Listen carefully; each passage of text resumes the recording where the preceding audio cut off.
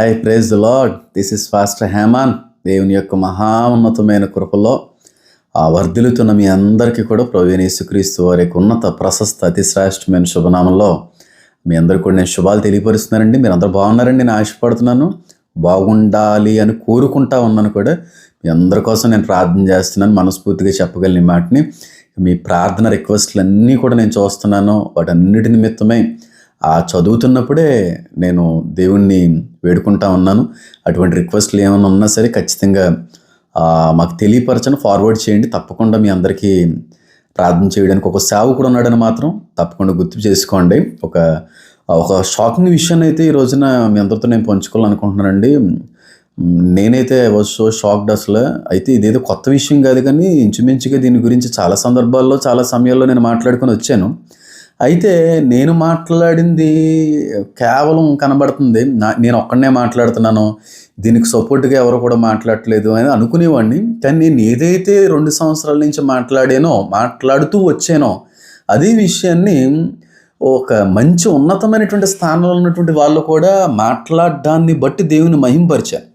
దేని గురించి నేను మాట్లాడబోతున్నానంటే, రాబోయేటువంటి అంత్యక్రీస్తు కోసం నేను ఈ రోజున మీతో ఒక షాకింగ్ విషయాన్ని తెలియపరిచే ఆలోచనలో ఉన్నానండి. దయించి జాగ్రత్తగా వినండి.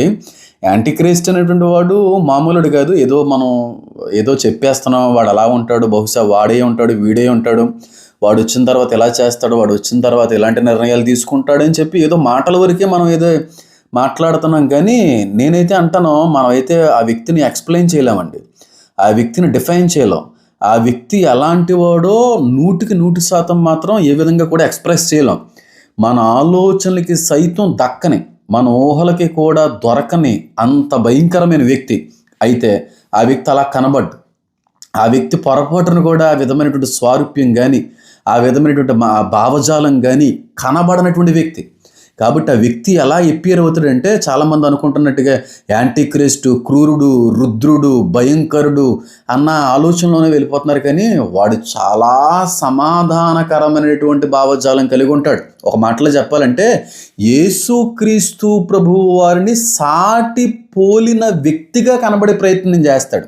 అంటే యేసుక్రీస్తు ప్రభు వారు ఎంతైతే డౌన్ టు ఎర్త్, ఎంత సమాధానానికి కర్త ఉన్నాడో, ఎంత శాంతి సమాధానాలతో ఆయన నడిచేవాడో ఆయనకి డబ్బలుగా కనబడుతూ ఉంటాడు ఈ వ్యక్తి. కాబట్టి ఎవరు కూడా ఈ వ్యక్తి విలన్ అంటే నమ్మరు. ఆ వ్యక్తి విలన్ అని చెప్పినా, ఒకవేళ ఆ టైంకి మనం క్రైస్తులుగా ఇక్కడ ఉండి వాడిని గమనించి వాడే క్రీస్తు విరోధి అనేటువంటి ఒక అభిప్రాయంలో మనం వచ్చి ప్రపంచానికి తెలియజేసే ప్రయత్నం చేసినా మనల్ని విలన్గా చూపిస్తారే తప్ప ఆ వ్యక్తి విలన్ అంటే మాత్రం ప్రపంచం ఒప్పుకోదు. అంత అద్భుతమైనటువంటి రీతిలో ఆ వ్యక్తి యాక్ట్ చేస్తాడు. అంత అద్భుతమైనటువంటి రీతిలో ఆ వ్యక్తి ప్రపంచాన్ని మోసపరుస్తాడు. అలాంటి భావజాలం, అలాంటి స్వారూప్యం కలిగినటువంటి వాడిగా వాడు అవతరించబోతున్నాడు. అయితే ప్రస్తుతానికి వాడు ఆల్రెడీ మన మధ్యనే ఉన్నాడు. ఈ యుద్ధాలన్నీ కూడా వాడు చూస్తున్నాడు, ఈ వార్తలన్నీ వాడు వింటా ఉన్నాడు. ఏం జరుగుతుందా అని చెప్పి ప్రతి నిమిషం కూడా వాడన్నీ కూడా గమనిస్తున్నాడు. అయితే వాడి సమయం ఇంకా కూడా రాలేదు. ఎప్పుడైతే పరిశుద్ధాత్ముడు ఒక్కసారి సైడ్ అవుతాడో, అంటే తొలగించబడతాడు, దూరంగా అయిపోతాడని కాదు, కానీ వాడు రావడానికి అవకాశం ఇస్తాడో ఆ టైంలో బయలుపడతాడో ఆ క్రీస్తు విరోధి అనేటువంటి వాడు. అందులో సందేహం అయితే లేదు. అందుకే ప్రకటన గ్రంథంలో కూడా రాయబడింది తెల్లటి గుర్రం పోలినటువంటి వ్యక్తి. అలాగే 19వ అధ్యాయంలో కూడా తెల్లటి గుర్రం ఉంది. ఇద్దరు ఒకటి కాదు. 19వ అధ్యాయంలో మనకు కనబడేటువంటి తెల్లటి గుర్రం ప్రభువైన యేసుక్రీస్తు వారు.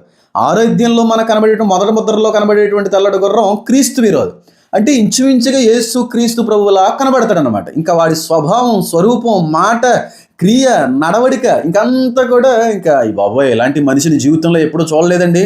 ఇలాంటి వ్యక్తి ప్రపంచాన్ని కానీ ఏలితే, రూల్ చేస్తే ప్రపంచం ఎంత శాంతిగా, ఎంత సమాధానంగా ఉంటుందండి అని చెప్పి ప్రపంచంలో ఉన్నటువంటి అనేక దేశాలకు సంబంధించినటువంటి నాయకులు, అధికారులు సైతం ఇదిగో మా దేశ భవిష్యత్ అంతా కూడా మీ చేతికి అప్పచెప్తాను, మీరే పాలించండి అనేటువంటి ఒక నిర్ణయానికి కూడా రాబోతున్నారంటే ఆ వ్యక్తి ఎంత కన్నింగ్ ఫెలో మీ అందరికి కూడా అర్థమై ఉండాలి. కాబట్టి వాడు వచ్చేటువంటి కాలం చాలా సమీపంగా ఉందండి.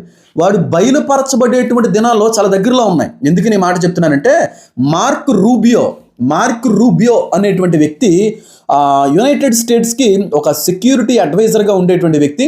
ఈ వ్యక్తి ఒక మంచి పాలిటీషియన్, చాలా పౌరుషం కలిగినటువంటి వ్యక్తి, చాలా నమ్మకమైనటువంటి బంటు ట్రంప్ గారికి. అన్నిటికీ మించి పౌరుషం, రోషం, ధైర్యం, జ్ఞానంతో నింపబడినటువంటి ఒక మంచి వ్యక్తి. ట్రంప్ గారు కూడా రీసెంట్ మీటింగ్లో ఒక మాట అన్నాడు, ఏమంటే మార్క్ రూబియోయే నా తర్వాత సక్సెసర్ అని చెప్పి. ఒకవేళ ట్రంప్ గారు తర్వాత రోజుల్లో ఒకవేళ దిగిపోయినా, లేకపోతే ఈ మధ్యలోనే ఆయన యొక్క అధికారం ఆయన కోల్పోయి, లేకపోతే ఆయన పదవి నుంచి తప్పుకున్నా ఈ వ్యక్తి వస్తాడే అన్నట్టుగా ఇండైరెక్ట్గా వాళ్ళు కూడా చెప్పే ప్రయత్నం చేశారు. ఇంకొక ఆ వ్యక్తి అన్నమాట మార్క్ రూబియో అనేటువంటి వ్యక్తి. అయితే 2028లో నేను మళ్ళీ పోటీ చేస్తానని ట్రంప్ గారు అంటున్నారు. ఒకవేళ అదే నిజమైతే అంత సీన్ లేదు, ఎందుకంటే ఎప్పటికే ఆయన హెల్త్ అంతా కూడా డ్యామేజ్ అయిపోయిందండి. ఎప్పటికే ఆయన లేచి నిలిచి నడిచే అవకాశం కూడా లేదు.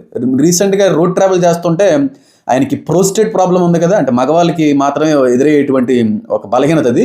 కాబట్టి వెంటనే అక్కడ ఉన్నటువంటి పెట్రోల్ బంక్ టాయిలెట్స్ని యూజ్ చేసుకున్నాడు ఆయన. కాబట్టి ఎలాంటి పరిస్థితుల్లో ఉన్నాడో ఒకసారి ఆలోచన చేయండి. కానీ కొన్ని సమాచారాలు, కొన్ని సోర్సెస్ నుంచి వస్తున్నటువంటి విషయం ఏంటంటే, ట్రంప్ గారు కానీ ఒకవేళ 2028లో ఆయన అన్నట్టుగా కానీ మళ్ళీ తిరిగి పోటీ చేసే అవకాశం ఉంటే, ఒబామా కూడా 2028లో పోటీ చేసే అవకాశం గట్టిగా ఉంటుందని చెప్పి అమెరికా దేశంలో ఎక్కువగా వినబడతా ఉంది ఈ విషయం. కాబట్టి 2020 అసలు వాస్తవానికైతే పోటీ చేసే అవకాశం లేదు.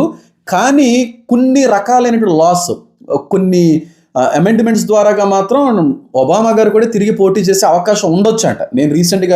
నేను ఆర్టికల్ చదివిన తర్వాత చాలా షాక్ అయింది. అయితే ఈ మార్క్ రూబియో అనేటువంటి వ్యక్తి మాట్లాడుతూ నిన్న రీసెంట్ మీట్లో ఆయన మాట్లాడుతూ ఏమన్నాడంటే, ఇప్పుడు ఎవరైతే ఇస్లాంకి సంబంధించినటువంటి విశ్వాసం ప్రకారంగా ఎవరైతే కౌంట్ చెప్పాడు, ఆ వ్యక్తి మహ్దీ అనేటువంటి వాడు రాబోతా ఉన్నాడో, ఆ వ్యక్తి వచ్చేటువంటి సమయం ఆసన్నమైంది.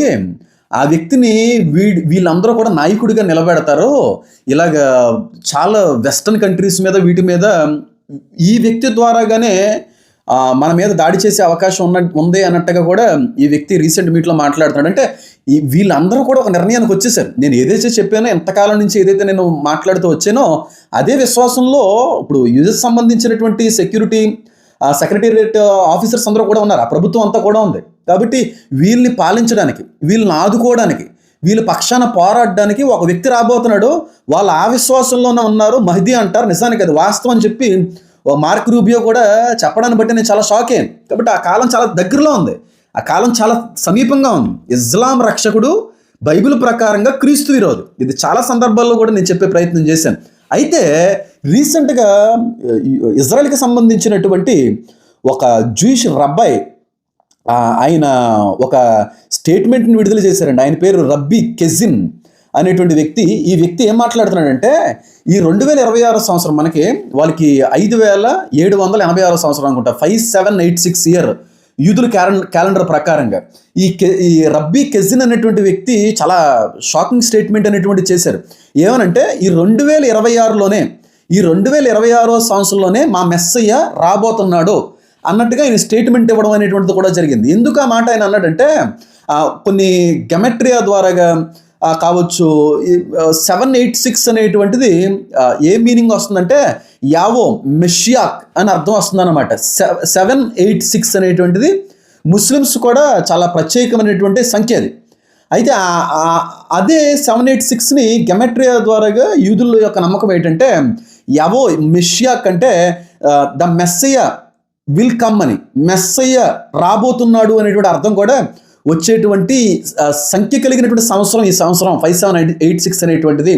కాబట్టి వాళ్ళకు ఉన్నటువంటి కొన్ని లేఖనాల్లో ఆధారంగా కూడా ఒకవేళ చూసుకున్నా సరే ఆ విశ్వాసంలో వాళ్ళు వెళ్తూ ఉన్నారు. వాళ్ళు ఏమంటున్నారంటే 2026 సంవత్సరంలోనే. నేను అంటుంది కాదండి, నేను రీసెంట్గా ఏలియన్స్ గురించి కూడా నవంబర్లో వస్తాయి అని నేను అనకపోయినా సరే అలా సృష్టించుకుంటూ వెళ్ళిపోయారు.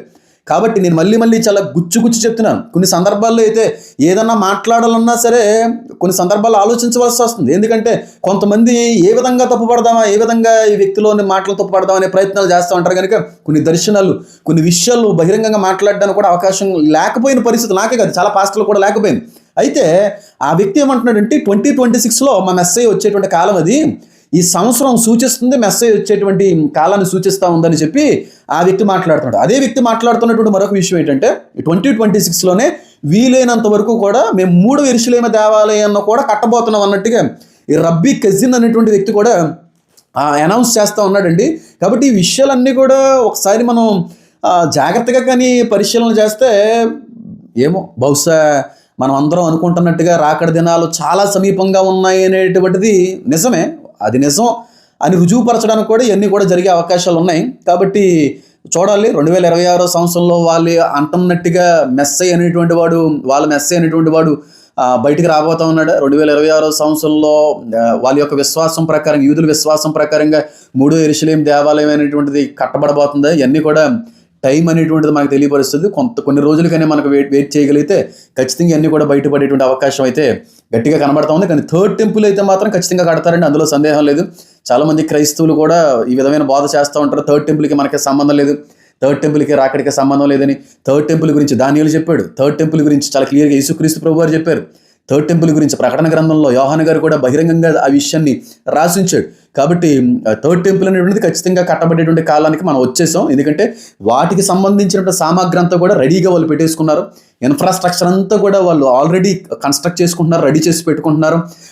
దీపవృక్షం కావచ్చు, సముఖపు రొట్టెల బల్ల కావచ్చు, చాలా రకాలైనటువంటి ఇత్తడి గంగాలం కావచ్చు, అన్నిటికీ మించి ఎర్రని పెయ్యి యొక్క భస్మం కావచ్చు, అది క్లియర్గా మన రీసెంట్గా జరిగినటువంటి దహన బలిలో కూడా అది 100% కూడా ఎర్రటి పెయ్యి అనేటువంటిది టెక్వా అనేటువంటి పెయ్యి బలి అయ్యింది అనేటువంటి విషయాన్ని కూడా నేను చెప్పాను. దానికి సంబంధించినటువంటి ఆ బలి కార్యక్రమంలో ఉన్నటువంటి వ్యక్తితో మాట్లాడినటువంటి మెసేజ్ని కూడా నేను అక్కడ పోస్ట్ చేయడం జరిగింది. ముందు రోజుల్లో అవసరం అయితే మిగతా చాలా ప్రూఫ్స్ కూడా నేను పెడతాను. కానీ అక్కడ జరిగినటువంటి బలిలో జరిగినటువంటి ఆ పెయ్యి మాత్రం టెక్వా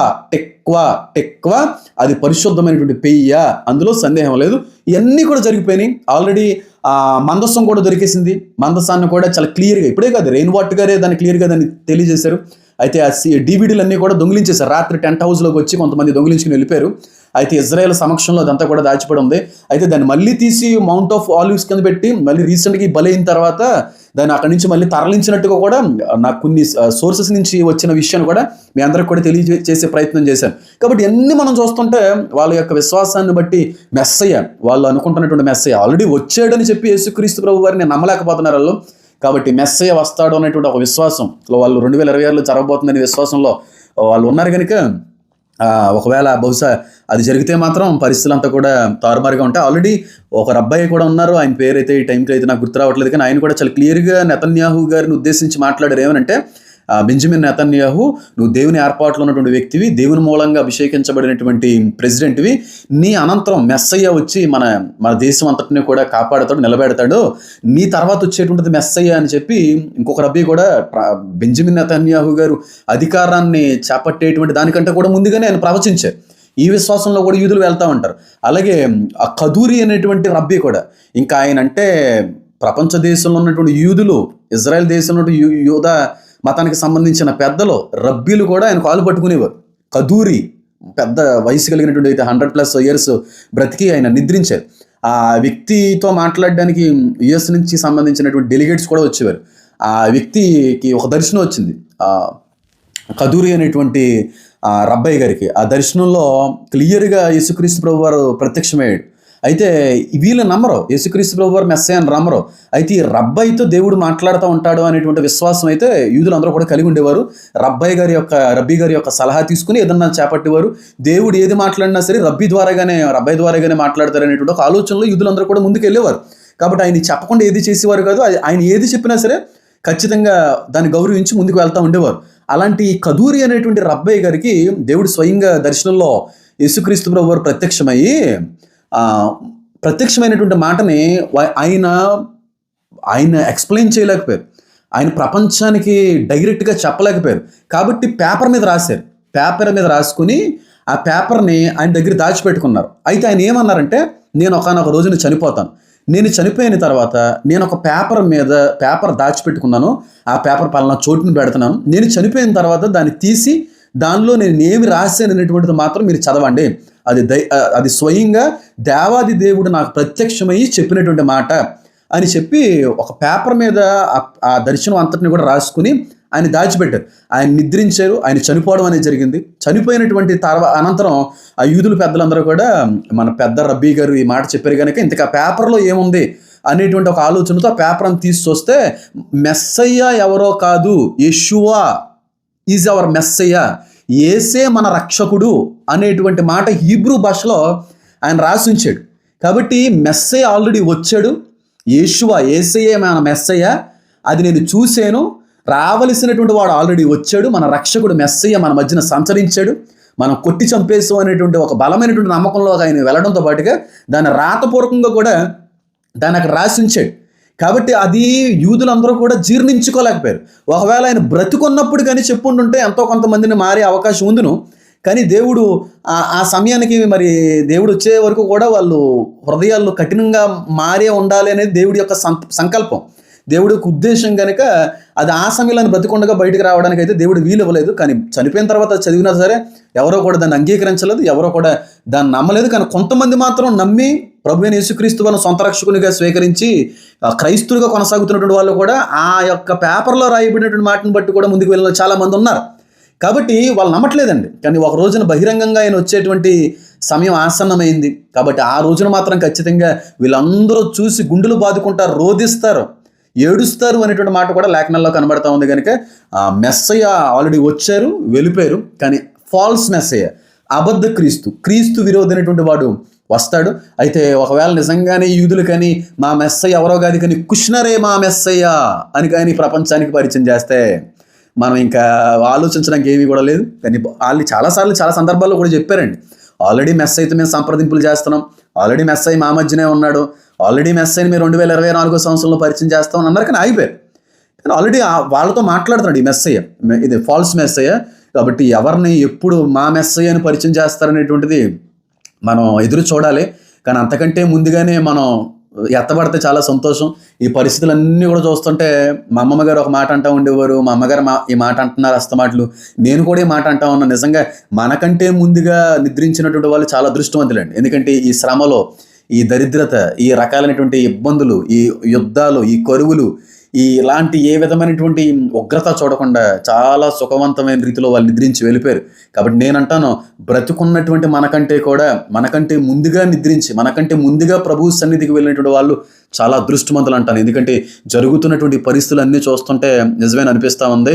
కాబట్టి ఇంకెన్ని మనం ఎదురు చూడాలో, ఇంకెన్ని మనం భరించాలో, ఎన్నిటిని ఎదుర్కోవాలో, ఎలాంటి తీవ్రమైనటువంటి పరిస్థితులు మనం చూడవలసి వస్తుందో తెలియదు. కానీ 100% నేను చెప్పగలను, మనం ఉన్నది చివరి దినాల్లో ఉన్నాం, మనం ఉన్నది ఎండ్ టైమ్స్, చివరి దినాలకు వచ్చేసాం. దేవుని యొక్క రాకడ సమీపంగా ఉంది, సంఘం ఎత్తబడేటువంటి కాలం చాలా దగ్గరలో ఉంది. దయించి సిద్ధపడండి, అనేక మందిని సిద్ధపరచగలిగే పాత్రలుగా మీరు ఉండాలని నా మనస్ఫూర్తిగా నేను కోరుకుంటా ఉన్నాను. అలాగే ఈ ట్యూస్డే నుంచి కూడా ఖచ్చితంగా దేవుని యొక్క రాకడ సిద్ధపాటు ధ్యానాలు, దేవుని యొక్క రాకడ గుర్తుల మీద నేను విశ్లేషణ చేయబోతాను. కనుక ఖచ్చితంగా ఫాలో అవ్వండి. అనేక మందికి ఈ విషయాన్ని కూడా చేర్చాల్సి నేను కోరుతా ఉన్నాను. God bless you all. Amen.